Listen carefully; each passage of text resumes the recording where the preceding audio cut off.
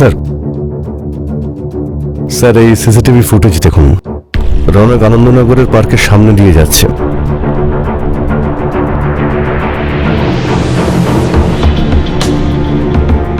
আর তারপরের রাস্তাতে কোনো ক্যামেরাই ছিল না, তো এর পরেও কোথায় যায় সেটা বোঝা মুশকিল। আর রোশনী দেবীর মেয়েদের ব্যাপারে কিছু খবর পেয়েছো? ওর বাড়িতে তালা দেওয়া স্যার, ও পালিয়েছে। আরও একটা কথা স্যার, রৌনকের কিডন্যাপিং এর আগেই মেয়েড ওদের বাড়ি থেকে ছুটি নিয়েছিল। হতে পারে যে কিডন্যাপিং এর প্ল্যানিং এর জন্যই ও ছুটি নিয়েছে। হতে পারে স্যার। এই রৌনকের ফোন লোকেশন ট্রেস হয়েছে? হ্যাঁ স্যার, ওই আনন্দনগরের পরে গিয়ে রৌনকের ফোনটা অফ হয়ে যায়।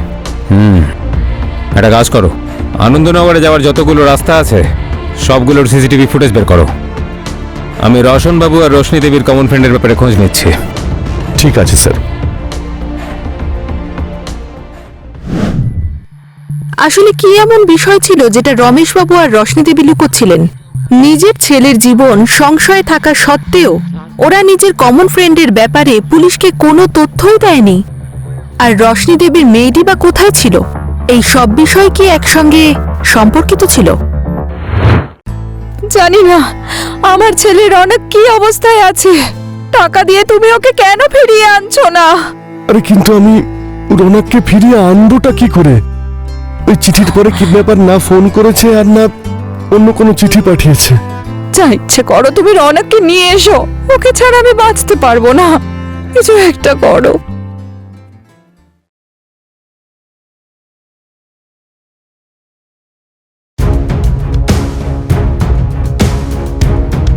রমেশ বাবু।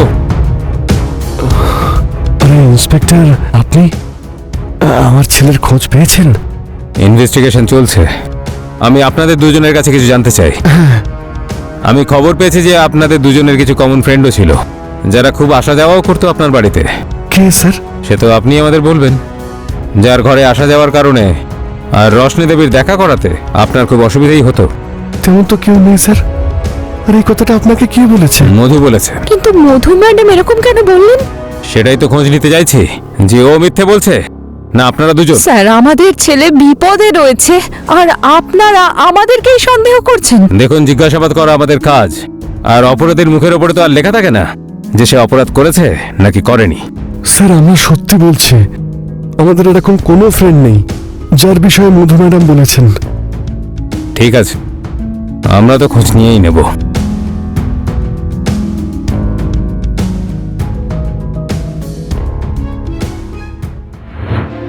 স্যার এই দেখুন স্যার, আনন্দনগরের পরের ফুটেজ।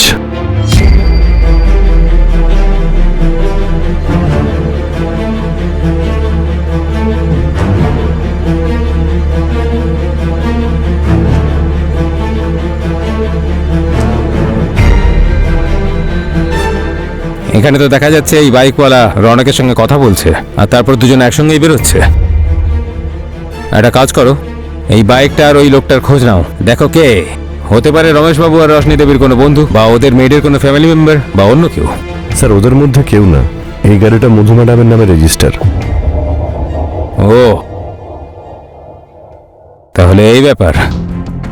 তার মানে সব কথাই মিথ্যে ছিল, আর এই সব খেলার পেছনেই মধুরই হাত আছে। তুলে নিয়ে এসো ওকে। স্যার মধু ম্যাডাম তো লকআপে। জিজ্ঞাসাবাদ করা এটা জানা গেছে যে মধু ম্যাডামের বয়ফ্রেন্ড শিবম, উনি গাড়ি নিয়ে গেছিলেন, আর ঠিক ওই সময় কিডন্যাপিং হয়। তাহলে ওর বয়ফ্রেন্ডকে খুঁজে বের করো, নিয়ে এসো ওকে। স্যার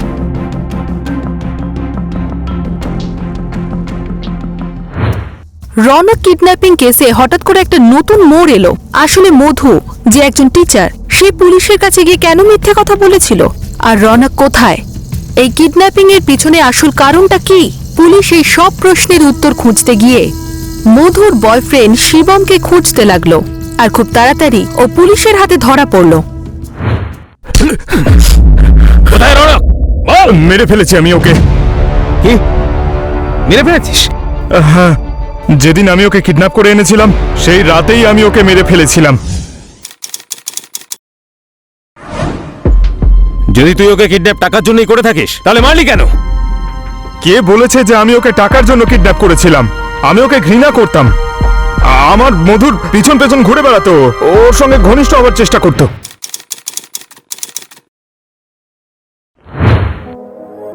এভাবে রিলেশনশিপে আর কতদিন থাকবে? বিয়ের কোনো ইচ্ছে আছে তোমার? বিয়ের জন্য টাকার প্রয়োজন, আর টাকা এই মুহূর্তে আমাদের কাছে নেই। একবার টাকা জোগাড় করে নি, তারপর আমরা বিয়েও করে নেব। আরে কিন্তু হ্যালো ম্যাম, হাই রওনা, কেমন আছেন আপনি? আমি ভালো আছি। ম্যাম আপনি জানেন, আপনি আমাকে ডিভাইডেড যে ফর্মুলাটা শিখিয়েছিলেন কলেজে, শুধু ওটা আমিই করেছিলাম, আর কেউ করতে পারেনি। কি ব্যাপার? হ্যাঁ, থ্যাংক ইউ ম্যাম, সবকিছু আপনার জন্যই হয়েছে। আচ্ছা ম্যাম ঠিক আছে, যদি আমার কোনো রকম ডাউট থাকে তবে বিকেলবেলা এসে আপনাকে একটা ফোন করব, চলবে তো? হ্যাঁ নিশ্চয়ই, চলে এসো। Okay ma'am, bye. Bye. Thank you. কি ছিল এসব? কি ছিল মানে? মানে তুমি ওকে হাক কেন করলে? ও স্টুডেন্ট আমার। স্টুডেন্টকে কেউ হাক করে? একটু বেশি ইনসিকিউর হচ্ছ না? Whatever you think, I don't like it. সারাক্ষণ শুধু ও আমার মধুর আগে পিছনে ঘুরে বেড়াতো, ওর পিছনেই পড়ে থাকতো, ওর সঙ্গে অত ঘনিষ্ঠ হয়ে কথা বলতো। আমার এইসব একদম ভালো লাগতো না। তুই মনের ভেতরে এই নোংরামির কারণে একটা নিরীহ বাচ্চাকে মেরে ফেললি। রনকের বডি কোথায়? ওকে খুন করলি কি করে?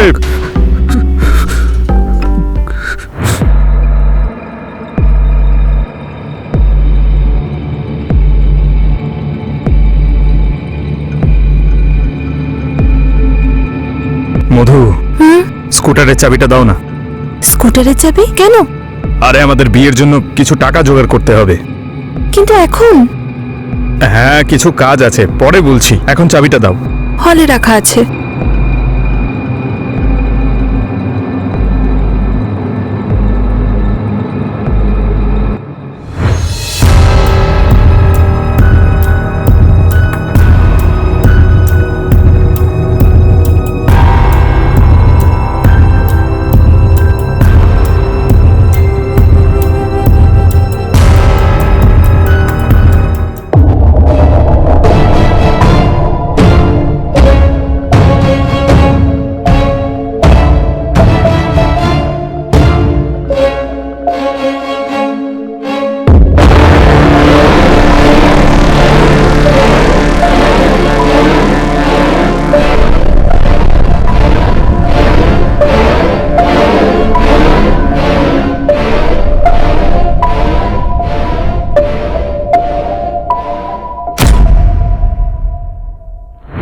শিবম জিজ্ঞাসাবাদে বলেছিল যে কিভাবে কতদিন ধরে ও রৌনকের আসা যাওয়া এবং তার টাইম নোটিস করে রাখছিল, আর সুযোগ পেতেই রৌনকের সঙ্গে দেখা করলো, আর ওকে কোনো কাজের অজুহাত দিয়ে রৌনককে একটা খালি ঘরের মধ্যে নিয়ে গেল, আর ওখানে ওকে নির্মমভাবে হত্যা করে দেওয়া হলো।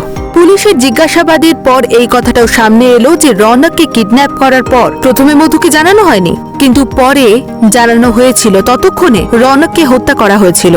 আর পুলিশকে বোকা বানানোর জন্য শিবম চিঠিটা একটু উর্দু প্যাটার্নে লিখে আর মধুর সাহায্য নিয়ে কেসটাকে জটিল করার চেষ্টা করেছিল। এবার তুই আর মধু যাবি গারদের পেছনে, একটা নিরীহ বাচ্চার মৃত্যু, কিডন্যাপ আর পুলিশকে ভুল বোঝানোর জন্য।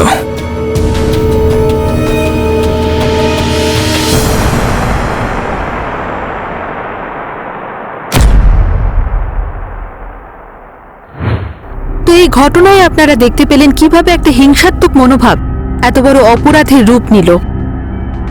আমি রানী চ্যাটার্জি এখন আপনাদের থেকে বিদায় নিচ্ছি। আবার দেখা হবে ক্রাইম চক্রের একটা নতুন এপিসোডে একটা নতুন ঘটনার সঙ্গে। ততক্ষণ সুরক্ষিত থাকুন, সতর্ক থাকুন আর ক্রাইম চক্র দেখতে থাকুন। জয় হিন্দ।